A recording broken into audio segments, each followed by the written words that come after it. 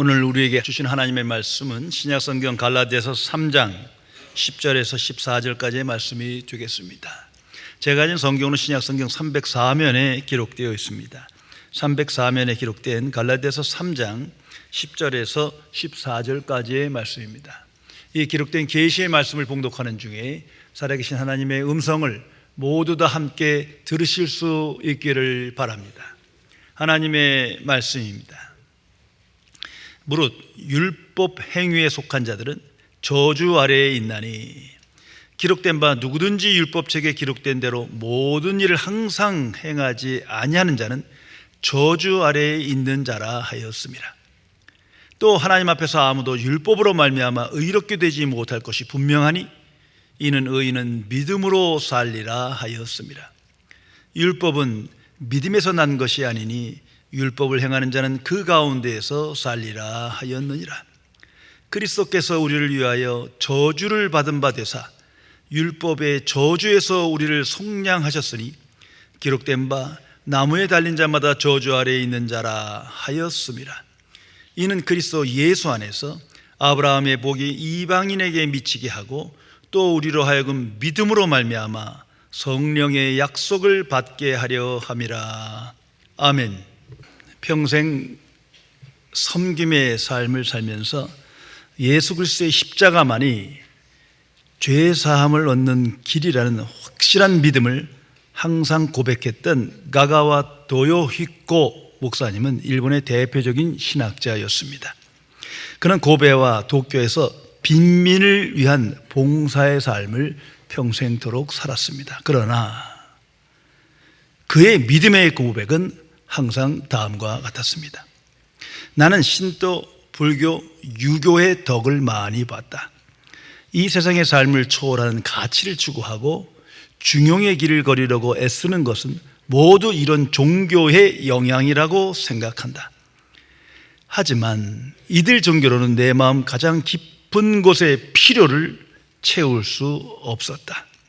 밤이나 낮이나 눈물만이 나의 식량이었다. 불교는 대자비를 가르쳐 주었다. 그러나 나의 죄 문제를 해결하고 의의 옷을 입혀주지 못했다. 오직 예수 그리스도만이 이것은 죄사함을 얻게 하려고 많은 사람을 위하여 흘리는 나의 피, 곧 언약의 피라고 말씀하셨다. 십자가의 구원을 선물한 그분만이 나의 구원자이심을 나는 확실히 믿는다. 깊이 생각해 보시기 바랍니다. 성도 여러분, 성경은 하나님의 말씀이 기록된 계시의 책입니다. 이 성경을 영어로 바이블이라고 그러는데 그 본래의 의미는 더 북이라는 뜻입니다. 그 책, 유일한 책인 거예요. 유일한 기록된 계시의 말씀의 책이 성경입니다. 그리고 그 성경 안에는 하나님께서 주신 율법과 복음이 기록되어 있습니다. 모세를 통해서 율법을 주었음을 구약성경은 기록하고 있고 예수 그리스도를 통해서 복음을 주셨음을 신약성경은 기록하고 있습니다. 그러므로 성경의 핵심은 율법과 복음인 거예요. 이걸 잊지 마세요. 율법과 복음의 관점에서 성경을 읽어야 내게 준 하나님의 말씀을 들을 수 있는 겁니다. 성경에 기록된 모든 사건들, 인물들, 모든 말씀들조차도 율법과 복음을 계시하고 있다는 것을 항상 기억해야 합니다. 그러면 하나님께서는 우리에게 왜 율법과 복음을 주셨습니까? 이것을 분명히 알아야 합니다. 다시 말해서 성경의 총 주제는 무엇이냐는 질문이에요. 그것은 하나님과 바른 관계를 맺는 인간을 만들기 위함입니다. 하나님과 화목한 관계의 사람을 창조하기 위해서 율법과 복음을 주신 겁니다. 왜냐하면 온 인류가 하나님을 경외하지 않고 하나님을 우상화하고 하나님의 이름을 망령되이 일컫고 하나님의 말씀을 거역합니다. 하나님과 분리된 상태에 이르게 된 거예요. 이런 상태에선 이제 나타날 것은 하나님의 진노와 심판뿐인 겁니다. 성도 여러분, 우리는 하나님의 복음을 믿음으로 죄사함 얻고 하나님의 의를 받고 하나님의 자녀가 되어 비로소 하나님과 화목한 관계의 사람이 됩니다. 하나님과 바른 관계를 맺는 신분을 갖게 된다는 말입니다. 그것을 우리는 구원이라고 합니다. 율법으로는 이러한 관계를 만들 수 없습니다. 율법엔 그런 능력이 없어요. 어떤 율법의 행위로도 하나님께 나아가지 못합니다. 그래서 하나님의 사람은 항상 복음을 묵상하고 복음이 내 앞에 있는 거울이 되어야 돼요. 복음 앞에서 내가 누구인지를 생각하며 복음의 증인으로 오늘을 살아가게 되는 것입니다. 성경 전체에서 보면 인간의 행위는 두 가지로 분류됩니다.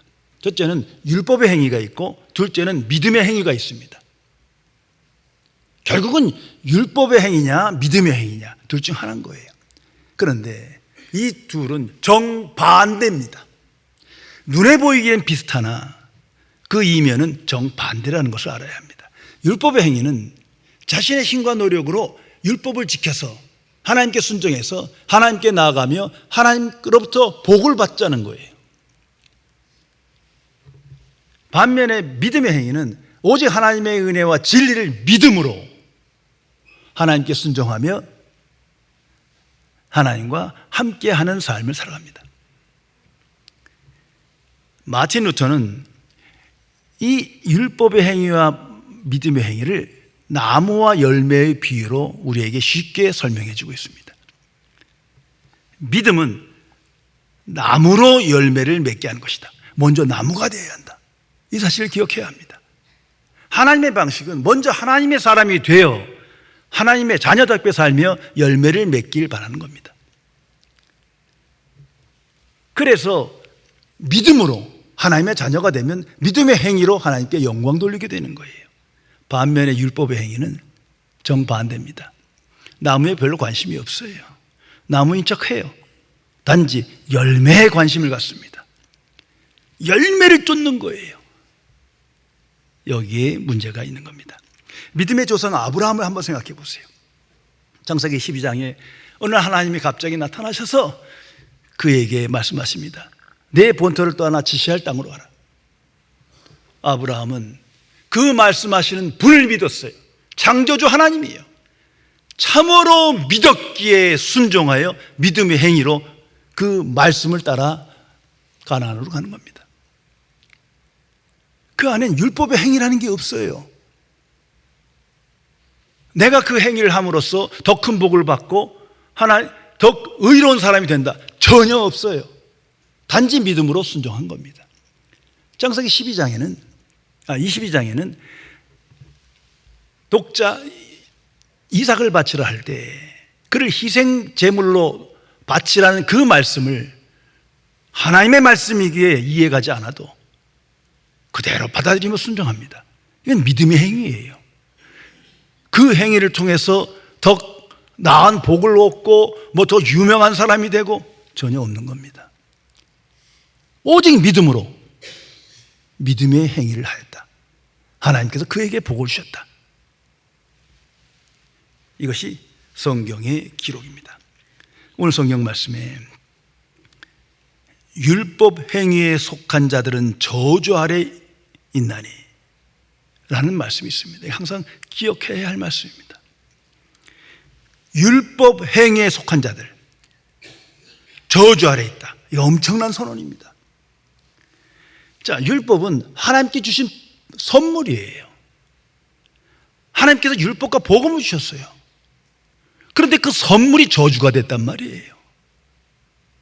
저주라는 건 하나님의 진노와 심판을 의미하는 겁니다. 이 얼마나 비참한 상황입니까? 아니, 선물을 저주로 만드는 그 인류는 어떤 존재입니까? 율법은 그 핵심이 십계명입니다. 그 계명이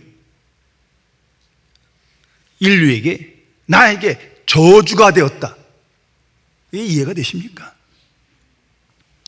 그래서 13절에 더 명확한 성경 용어가 나타납니다. 율법의 저주. 저는 이 말씀을 묵상할 때마다 다른 성경으로 옮겨가지 못해요. 복음과 율법적 관계에서 가장 명확한 하나님의 선언입니다. 율법의 저주. 하나님의 거룩하시고 의로운 선물인 율법이 인간에게 저주가 되었다. 그러한 세상이 성경은 어둠이라고 말하는 것입니다. 좀 더 깊이 생각해 보면 그 10개 계명의 핵심은 온 마음을 다해 하나님을 사랑하고 이웃을 내 몸같이 사랑하는 말씀입니다. 그러면 하나님을 사랑하고 이웃을 내 몸같이 사랑하는 것은 참으로 놀라운 선행이에요. 이것이 이성적인 판단이에요. 그런데 하나님의 관점에서는 그 선행이 저주가 됐다는 거예요. 그 선행이 오히려 하나님의 심판과 진노를 받는 상태에 이르게 했다. 이것이 우리에게 준 하나님의 말씀입니다. 원숭이 한 마리가 강가를 지나다가 물고기들이 헤엄치는 걸 보았어요. 근데 원숭이의 관점에서는 마치 물고기가 물에 빠져서 허우적거리며 죽어가는 것처럼 보인 거예요. 그래서 불쌍히 여겨서 원숭이가 정의감을 발동해서 물에 뛰어들어갑니다. 그래서 급하게 그 물고기들을 잡아서 물 밖으로, 모래사장 밖으로 집어 던졌어요. 계속해서 그 일을 했습니다. 그리고 나서 물 밖에 와보니까 물고기 다 죽은 거예요. 물고기가 이 원숭이가 탄식을 하며 이렇게 말했답니다. 내가 조금만 일찍 와서 구했어도 살릴 수 있었는데 내가 너무 늦게 와서 이렇게 됐구나. 성도 여러분, 인간의 관점으로 살고 율법 행위로 살아가는 것은 그 끝이 저주요 허무인데 그걸 알지 못하고 이렇게 비참한 인생을 살아가는 거예요. 이것이 성경의 판단이요, 하나님의 판단입니다.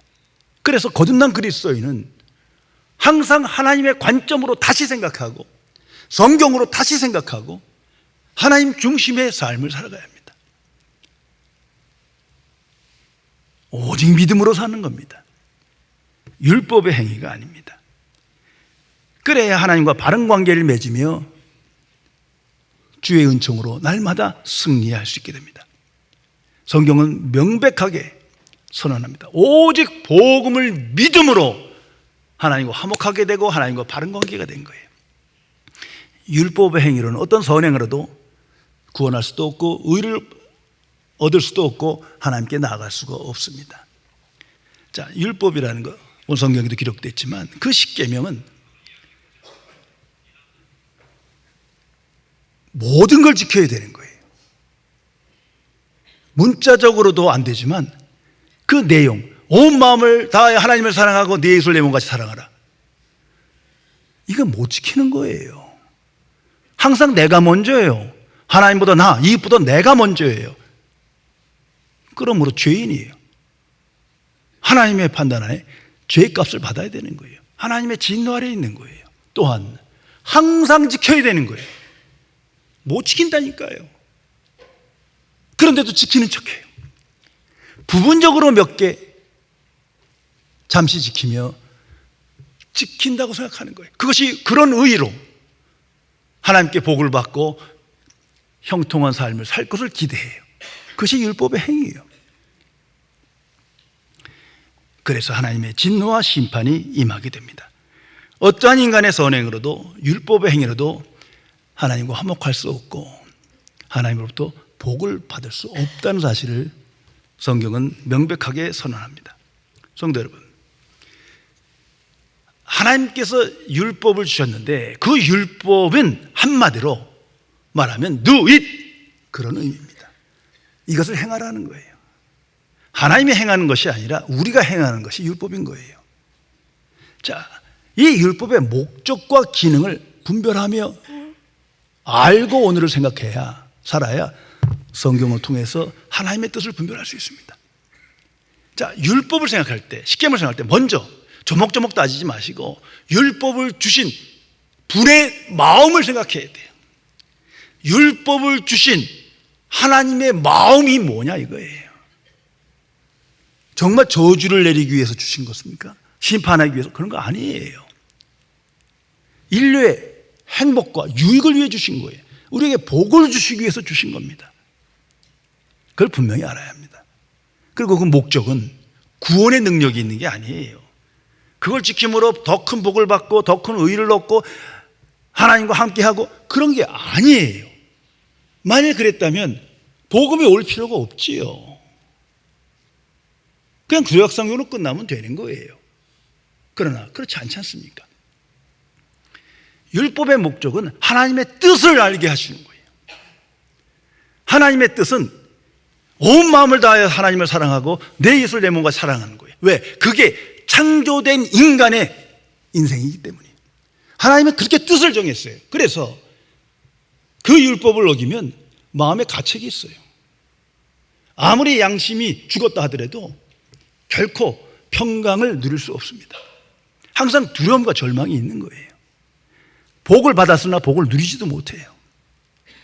명확한 하나님의 뜻이 계시되어 있는 겁니다.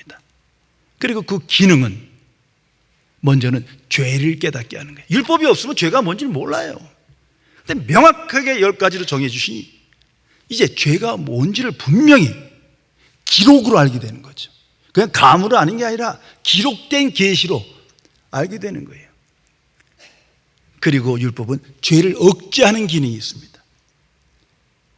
율법을 어기면 하나님의 진노가 임할 거예요. 그 두려움이 있으니까 죄를 짓지 않기 위해서 율법을 어기지 않으려고 하는 그런 소극적인 억제 기능이 있다는 거죠. 더 나아가서 율법은 거울입니다. 내가 누구인지, 인간이 누구인지를 알려줍니다. 아무리 그럴듯하게 세상에서 존경받고 칭찬받고 그런 인물로 보이나 율법 앞에선 꼼짝하지 못해요. 미천한 죄인일 뿐이에요. 율법을 지킬 능력도 없는 그런 존재인 거예요. 그래서 그리스도인은 아침마다 율법이 내 거울이 돼야 돼요. 나는 하나님의 뜻에 순종하는 사람인가 아닌가 율법이 우리에게 말해줍니다. 그래서 율법은 인간을 겸손케 하는 기능이 있어요. 믿지 않으면 오만해지고 교만해집니다. 위선자가 돼. 그러나 율법이 하나님 주신 선물을 알 때에 그 가운데 나를 겸손케 해요. 난 구제불능한 죄인이에요. 이 하나님의 뜻을 지킬 능력도 없어. 때로는 마음조차도 없는 미천한 피조물임을 알게 됩니다.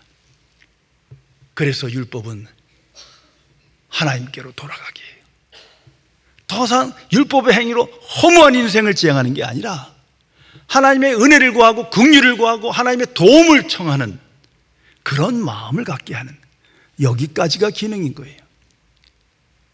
그러므로 율법의 행위로는 누구도 하나님께 나갈 수 없고 하나님께로부터 복을 받을 수가 없습니다. 그럼에도 불구하고 기독교 안에 교회 안에 온통 율법주의가 율법의 행위가 하나님의 뜻이다 강조됩니다. 그것이 다른 복음이라는 거예요. 성경은 명백하게 선언합니다.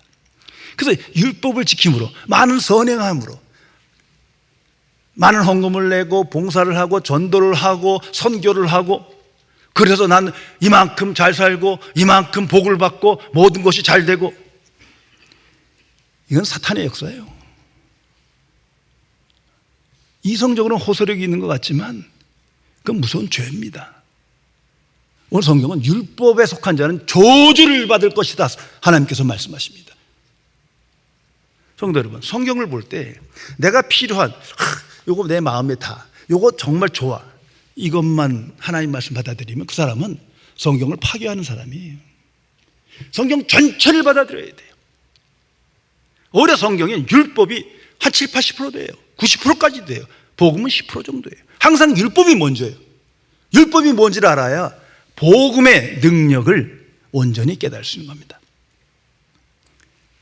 그런데 내가 많은 선행을 해서 하나님의 일을 함으로써 더 큰 복을 보고 잘 됐다. 때로는 율법을 지키지 못할 때 가책을 좀 느껴요. 그러니까 두려움이 있으니까 더 열심히 해야 되겠다. 이 모든 게 종교 생활이에요. 분명 율법 행위에 속한 자는 저주를 받는다고 성경은 말하지만 그런 사건이 구약 성경에 가득 차 있습니다. 그런데도 불구하고 예수 그리스도의 이름으로 십자가를 말하면서 구원의 시작은 십자가의 복음이지만 완성은 율법적 행위다. 하나님의 말씀에 순종해야 된다. 그럼 아무도 구원 못 받아요. 이것을 분별하며 오늘을 살아가야 합니다. 저주라는 것, 하나님의 진노와 심판을 말합니다. 그래서 갈라디아서 1장에도 다른 복음을 전하는 자는 저주를 받을 것이다. 저주를 받을 것이다 하는데 그냥 추상적으로 받아들이고 거침없어요.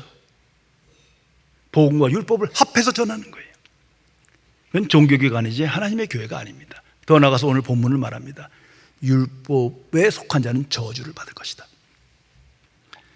성도 여러분, 이러한 상황에 놓인 인류를 향하여 하나님께서 예수 그리스도를 보내신 겁니다.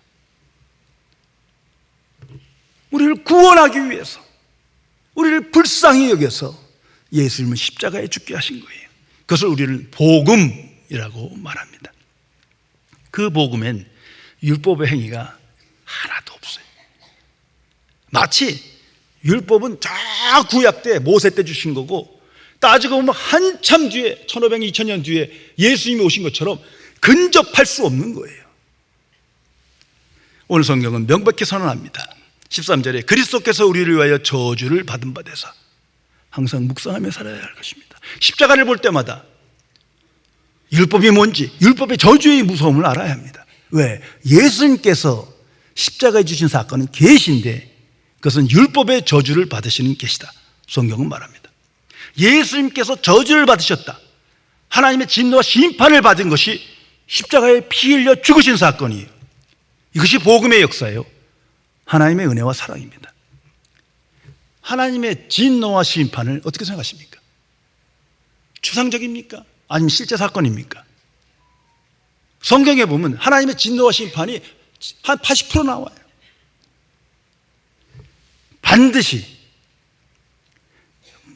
복음이 진실이라면 구원과 심판, 진노와 심판도 반드시 나타날 것입니다. 성경이 말합니다. 한번 반대로 생각해 보세요. 만일 진노와 심판이 없다면 복음이 필요가 없어요. 아니 구원의 필요성이 없잖아요. 근데 왜 구원받으려고 그러는 거예요? 왜 구원받았다고 그러는 거예요? 진노와 심판이 임박했기 때문이에요. 현재적, 미래적 심판 속에 있기 때문인 거예요.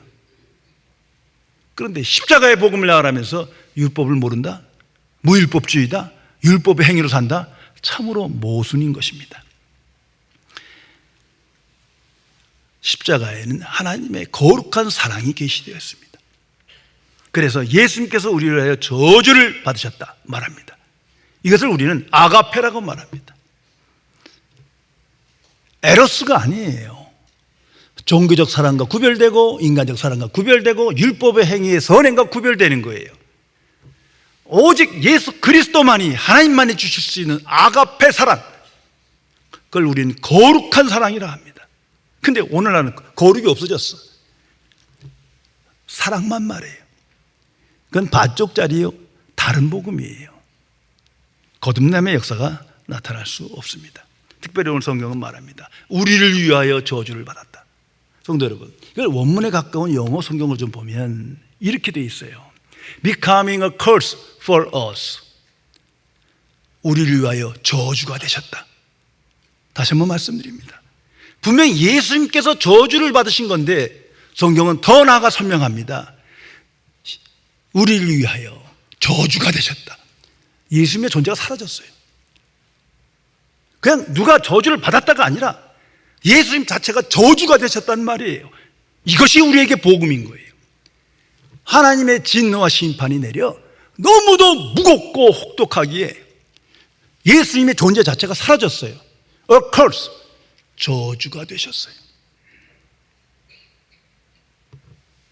이것이야말로 복음 중에 복음이요, 우리에게 주는 위로요, 소망이요, 은혜인 겁니다. 십자가에서 예수님께서 우리를 위하여 대신하여 저주를 받으셨다. 아니, 저주 자체가 되셨다. 성도 여러분, 나는 이러한 체험과 고백 속에 오늘 살아가십니까? 그 성경은 말합니다. 예수님이 희생제물이셨다. 하나님의 어린 양이다. 온 인류를 대속하기 위하여 저주가 되셨다. 나 같은 죄인을 위해 저주를 받으셨다. 그래서 그분이 유일한 구세주요 구주인 거예요. 어떤 종교 창시자도 근접할 수 없는 은혜와 진리를 우리에게 주셨기 때문입니다. 그리고 오늘 성경은 말합니다. 율법의 저주에서 우리를 속량하셨느니라. 이 속량이라는 말은 신학적으로 아주 중요한 언어예요. 헬라어로는 엑세고라산인데 값을 치르고 산다는 말인데 영어로 보면 간단해요. 리딤이에요. 누군가 대신 값을 지불하고 구출하는 거예요. 나 같은 죄인, 인류가 율법의 저주의 상황에서 하나님의 진노와 심판을 받을 처지에 놓였는데 그걸 불쌍히 여겨서 누군가 대신 그 진노를 받으시고 우리를 구원했다. 이것이 십자가의 사건입니다. 십자가의 피는 말로 된 게 아니지 않습니까? 하나님은 얼마든지 말로 천지를 창조하실 수 있는 분이지만 그렇게 하지 않으셨어요. 굳이 성자 하나님을 보내시어 피 흘려 죽게 하셨습니다. 그 사건 속에서 말씀하십니다. 우리의 죄를 대속하게 죽으셨다. 스스로 하나님의 진노와 심판을 받으시고 도살장에 끌려가는 양과 같이 십자가에 죽으셨다. 이것이 우리에게 주는 복음인 겁니다. 성도 여러분, 이 사실이 믿어지고 사실을 들을 때 우리는 질문합니다. 질문할 수밖에 없습니다. 왜 하나님은 이렇게 하시는 겁니까? 아니, 창조주 하나님이 뭐가 아쉬워서 성경을 보면 노아의 홍수 심판을 내리고 다시 인류를 만들어 내시고 다시 시작하셔도 되시는 그런 분인데, 무에서 유를 창조하시는 분인데 어떻게 한낱 피조물을 이렇게까지 위하여 이런 일을 계획하시고 행하시냐 말이에요. 이 질문의 답에 성경은 두 가지로 답합니다. 첫째가 하나님의 성품으로 말미암은 겁니다. 그러니까 오늘 성경 선언을 했지만 하나님은 은혜로우시고 긍휼이 많으시고 노하기를 더디하시고 인자하심이 풍부하심이도다. 그 하나님이시기에 이렇게 행하시는 거예요. 더욱이 하나님은 신실하신 하나님이에요. 말씀대로 역사하십니다. 창세기부터 요한계시록 그런 사건으로 가득 기록되었어요. 구체적으로 노아의 홍수 그 심판 이후에 말씀하십니다. 다시는 이러한 심판이 없으리라. 최후의 심판 때까지 유보됩니다. 그 기간이 구원의 시간이라는 거예요. 더 나아가 아브라함에게 말씀합니다. 믿음의 조상으로 정해주시고 오직 믿음으로 의를 얻고 믿음으로 하나님의 자녀 됐다. 믿음으로 하나님의 복을 받았다. 그 계시를 성취하기 위하여 예수 그리스도께서 이 땅에 오신 겁니다. 저는 이 말씀을, 아니 복음을 생각할 때마다 이런 생각이 들어요. 뭐 안 믿는 사람도 그렇지만 무신론자도 그들이 거부하는 신은 성경에 기록된 하나님이 아니신 거예요. 그들은 은혜로우시고 자비로우시고 노하기를 더디하시고 사랑이 풍부하시고 이 하나님을 알지 못해. 누군가 잘못 전한 거죠. 더욱이 오늘날 교회와 기독교에서 선포되는 그 하나님, 이 성경의 하나님과 너무 달라. 깊이 생각해야 할 것입니다. 하나님의 자녀됨은 말로 되는 것이 아니라 오늘 십자가의 복음, 그 사건 속에서 이루어지는 겁니다. 하나님의 은혜와 사랑이 구체화되었고 신실하신 하나님이 십자가의 사건을 일으켰습니다. 이 복음의 비밀, 십자가의 복음을 알고 믿는 자가 하나님의 자녀예요. 그러기에 하나님을 향하여 오직 감사와 찬양과 헌신뿐입니다. 그 다음에 그러므로가 없어요. 뭘 더하고 빼고 할 이유가 없어요. 그래서 더 복을 받고 더 큰 하나님의 사람이 되고 이런 게 없는 거예요. 그 예수님께서 십자가에서 다 이루어졌다 말씀하십니다. 정말 하나님의 복음을 알고 예수 그리스도를 나의 구주로 영접한 자는 그 자체가 얼마나 큰 복이며 은혜이며 사랑인가를 알게 됩니다. 그래서 오직 믿음으로 살아갑니다. 그리고 자발적인 마음으로, 기쁜 마음으로 율법에 순종하는 사람으로 변해지는 것입니다. 성경에 보면 많은 비유 중에 기독교를 대표하는 비유는 탕자의 비유입니다. 그 아버지에게 두 아들이 있어요. 둘 다 탕자죠. 그러나 특별히 집 나간 탕자, 이 허랑방탕한 생활을 합니다. 율법의 행위로 아버지 집에 살다가 나가서도 그렇게 살다가 결국은 모든 걸 잃고 허무를 경험하며 죽음 직전까지 갑니다. 그 고통 속에서 이제 그는 생각합니다. 아버지 집으로 가자. 차라리 거기서 종으로 사는 게 낫겠다.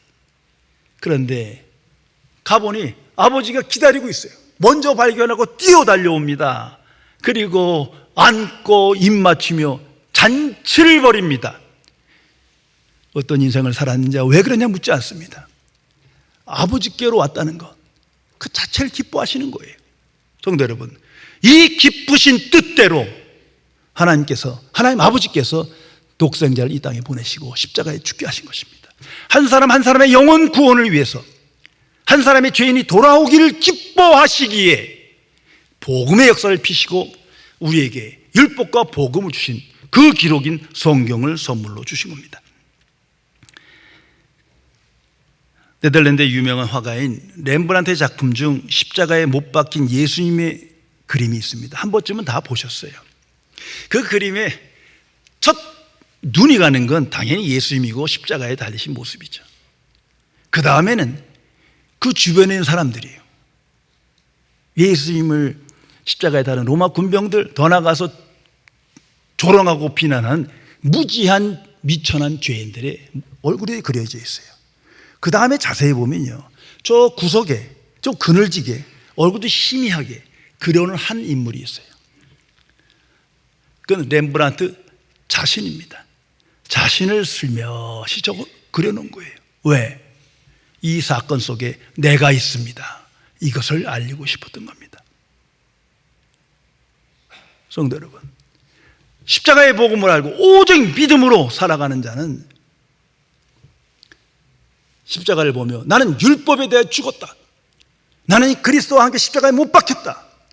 율법에 속한 자는 저주를 받을지어다. 예수님께서 나를 위하여 대신 저주를 받으셨다. 그 율법의 저주에서 나는 속량받았다. 그 고백이 있어야 하는 것입니다. 거듭난 그리스도인은 율법의 행위를 버리고 믿음의 행위로 오늘을 살아가도록 변화된 사람입니다. 더 이상 나 중심의 자성취의 삶을 살아가는 것이 아니라 하나님의 중심에 하나님의 뜻이 이루어지기를 소망하며 오늘을 살아갑니다. 그래서 세상 속에서 하나님의 은혜와 진리를 믿음으로 그 은혜와 진리에 합당한 삶을 살도록 변해진 사람입니다. 구별된 사람입니다. 진리의 성령께서 위안에 계셔서 항상 그리스도께로 인도하며 그리스도 안에서 살아계신 그리스도를 바라보며 십자가의 도를 묵상하며 십자가의 길을 따라 놀라운 권세 있는 삶을 살도록 우리를 인도하십니다. 더 이상 율법의 행위에 속한 자가 아니에요. 믿음의 행위로 살아가는 나의 변화를 체험하며 복음의 정의로 담대한 인생을 살아가야 할 것입니다. 기도하시겠습니다. 창조주이시며 거룩하신 하나님 아버지, 하나님 앞에 분명 미천한 죄인이요 진노의 자녀요 한낱 피조물이건만 이처럼 사랑하시고 은혜를 베푸셔서 은혜의 복음 십자가의 복음을 믿음으로 하나님의 자녀 되는 권세를 주시어 이제는 영의 눈을 떠 하나님을 경외하는 자로 하나님께 순종하는 자로 새 사람의 인생을 살게 해주심을 진심으로 감사드립니다. 그러나 또다시 세상에 바삐 살며 세상 풍조에 휩쓸려 율법 행위에 속한 자로 살며 무지무각한 자로 살며 위선적인 종교 신앙생활 할 때가 많은 미천한 죄인을 용서하여 주옵소서. 진리의 성령이시여, 진실로 십자가의 복음의 증인으로 살아계신 그리스도를 소망하며 복음의 포로 되어 복음의 영광을 나타내며 하나님의 일에 힘쓰며 믿음의 행위로 날마다 승리하는 주의 사람 되게 지켜 주옵소서. 주 예수 그리스도의 이름으로 간절히 기도드리옵나이다. 아멘.